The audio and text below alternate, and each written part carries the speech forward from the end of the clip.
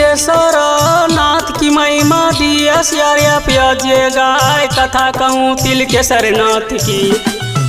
शिव में सारा जग समाए शिव सात है शिव ही सुंदर, जिनकी लीला कही न जाए त्रिशूल डमरू हाथ बिराजे, शेष नाग गला लपटाए शरीर में शोभे बस मृग छाला, बैल जिनकी सवारी कहलाए श्री चंद्रमा त्रिनेत्र विराजे।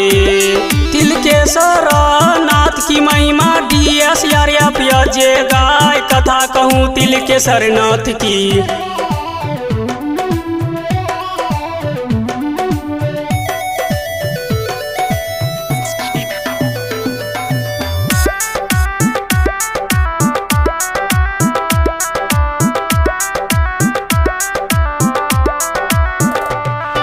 भांग धतूरा मन को बाय त्रिलोकी नाथ कहावे, तिलकेश्वर नाथ की महिमा कही न जाए पूरब गौरी मैया विराजे, उत्तर हनुमान जी मंदिर कहलाए राम लखन कंधा विराजे।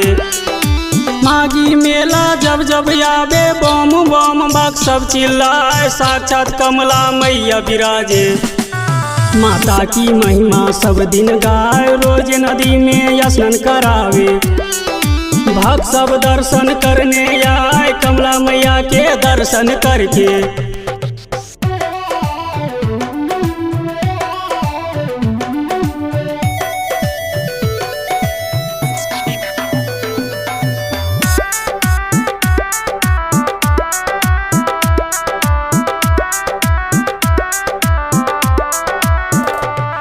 तिलकेश्वर मंदिर में भोग लगाए त्रिपुरारी बाबा के दर्शन करके, हर मनोकामना पूर्ण हो जाए तिलकेश्वर धाम कहावे।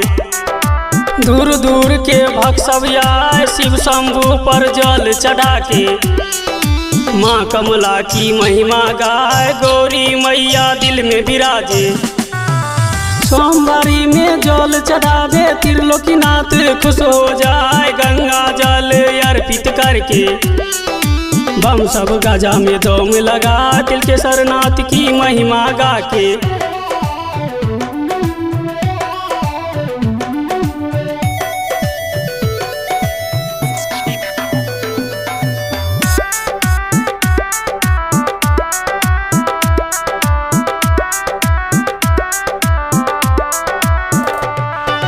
देवघर दर्शन करने जाए बैजू बाबा पर जल चढ़ा के, बासुकीनाथ दर्शन करने जाए गंगा जल बाबा पर चढ़ा के।